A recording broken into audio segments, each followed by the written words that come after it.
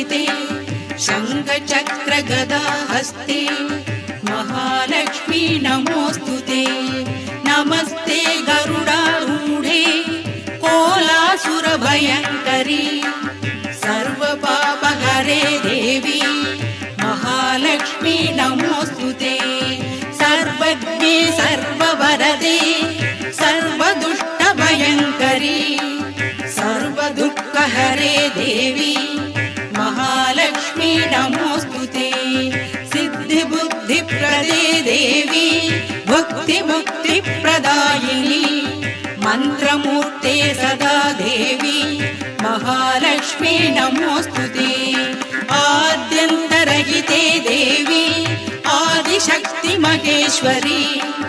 योगज्ञे योगसम्भूते महालक्ष्मी नमोऽस्तुते स्थूलसूक्ष्म महारौद्रे महाशक्ति महोदरे महापापहरे देवी महालक्ष्मी नमोऽस्तुते पद्मासनस्थिते देवी परब्रह्मस्वरूपिणी परमेशी जगन्मातः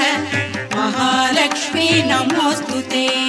श्वेताम्बरधरे देवी नानालङ्कारभूषिते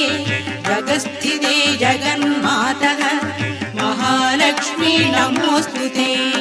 महालक्ष्मी अष्टकं स्तोत्रं यः पठेत् भक्तिमान् नरः सर्वसिद्धिमवाप्नोति राज्यं प्राप्नोति सर्वदा एककालं पठेत् नित्यं महापापविनाशनं द्विकाले यः पठेत् नित्यं धनधान्यसमन्वितः त्रिकालं यः पठेत् नित्यं महाशत्रुविनाशनं महालक्ष्मीर्भवेत् नित्यं प्रसन्ना वरदा शुभा।